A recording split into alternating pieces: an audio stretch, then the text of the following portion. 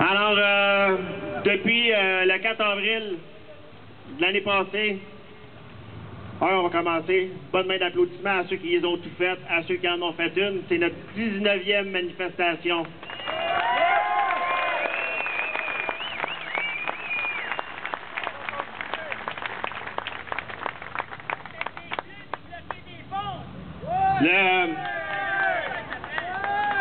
Ce que ça a donné jusqu'à date, c'est des rencontres l'année passée où la ministre des Transports et M. Arbour nous ont pris pour acquis, pensaient qu'on disparaîtrait avec les feuilles qui tombent à l'automne.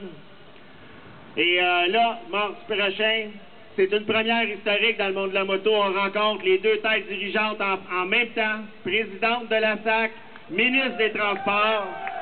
Et non n'est pas une réponse.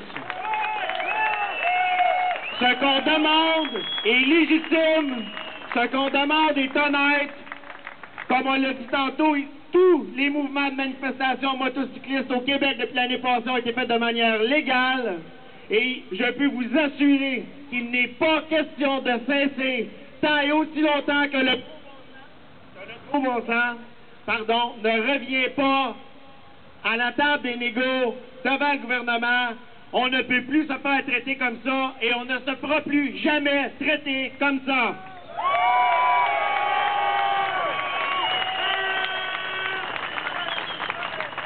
Les automobilistes ont amélioré leur bilan grandement depuis 20 ans. Énormément de mesures de sécurité sur les voitures. Un des grands facteurs, ce sont les manufacturiers. Mais moi, je tiens à vous féliciter tout le monde. Parce qu'à travers ces 20 ans-là, sur 10 000 incidents en moto avant, on avait 500 blessures et décès et blessures graves pour 10 000 incidents. Aujourd'hui, soyez fiers de vous, parce que les manufacturiers de motos, là, ils n'ont pas encore inventé d'armure. Et vous êtes rendus à 150.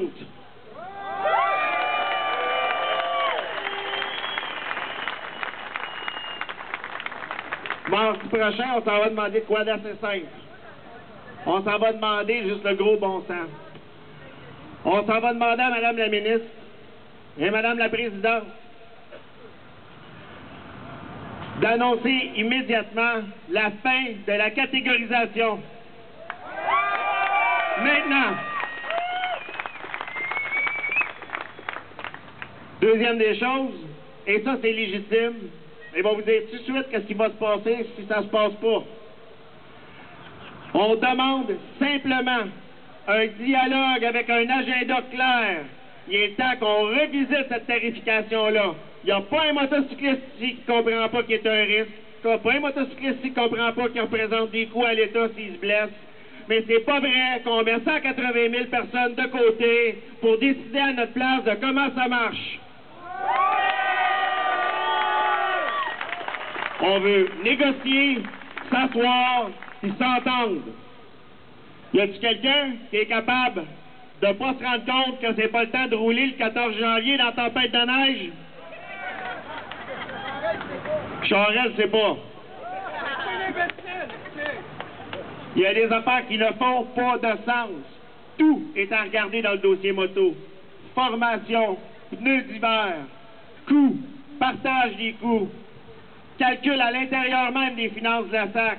Quand on se fait charger 50% de la facture, quand on sait que quand il y a une collision avec un automobiliste, 3 fois sur 4, c'est l'automobiliste qui est responsable, moi, je ne vais pas payer ce 25% de trop-là.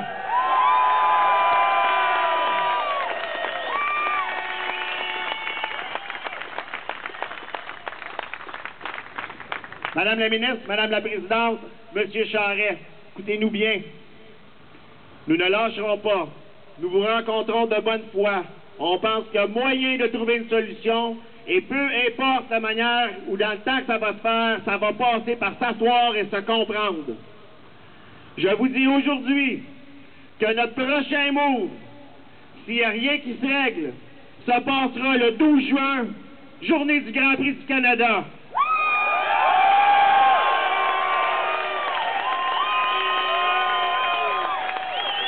On n'arrêtera pas de parler de moto au Québec.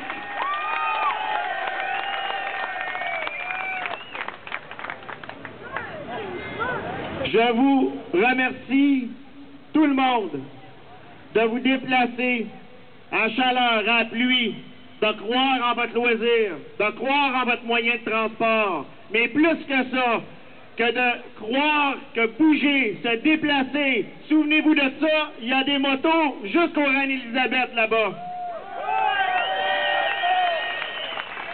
Quand vous bougez, vous faites la différence. Ça fait 1 an que je dis qu'en bout de ligne, les motocyclistes choisiront eux-mêmes leur avenir. Vous en êtes la preuve vivante et c'est moi qui vous félicite. C'est le Front commun qui vous félicite. Merci à vous.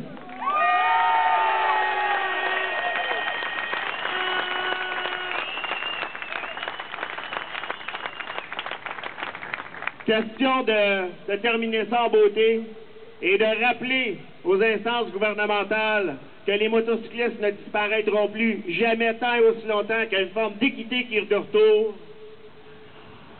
Je vais vous demander, avant de quitter, de faire le plus beau show de bruit qu'on ne peut pas faire ici dans le centre-ville, que les gens s'en souviennent, et on va vous tenir au courant au cours de la semaine prochaine, à travers les sites web de la FMQ, du Mouvement Escargot et du CAPM, sur le développement du dossier.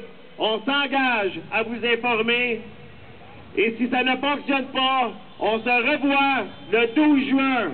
Merci, et on vous demande de sortir des lieux en sécurité, s'il vous plaît. Et pas de show de boucan, du bruit seulement.